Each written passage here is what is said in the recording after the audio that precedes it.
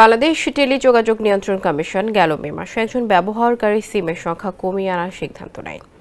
জাতীয় নিরাপত্তা অপারেটরদের অসুস্থ প্রতিযোগিতা এবং আন্তর্জাতিক অনুশীলন চর্চা বিবেচনায় নিয়ে একজনের জাতীয় পরিচয়পত্রের বিপরীতে সিমের সংখ্যা সর্বোচ্চ 10টি করার সিদ্ধান্ত নেওয়া হয়।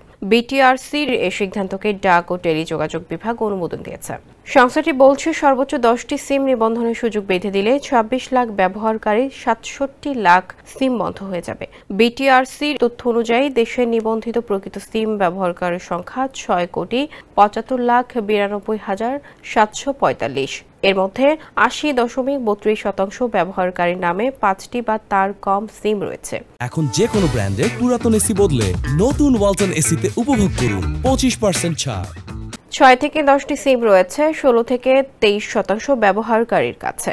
11 থেকে 15টি সিম ব্যবহারকারী মাত্র 3.45%। এদিকে সরকারের নতুন নিয়ম হলো, জাতীয় পরিচয়পত্রের বিপরীতে সর্বোচ্চ 10টি নিবন্ধিত সিম ব্যবহার করা যাবে। যাদের কাছে 10টির বেশি নিবন্ধিত সিম আছে, তাদের অতিরিক্ত সিম ধাপে ধাপে বন্ধ করে দেওয়া হবে। তবে তার আগে নিজের অপ্রয়োজনীয় সিমের নিবন্ধন বাতিল করার সুযোগ পাবেন ব্যবহারকারীরা। পুরো প্রক্রিয়া আগামী নভেম্বরের মধ্যে শেষ হওয়ার কথা রয়েছে।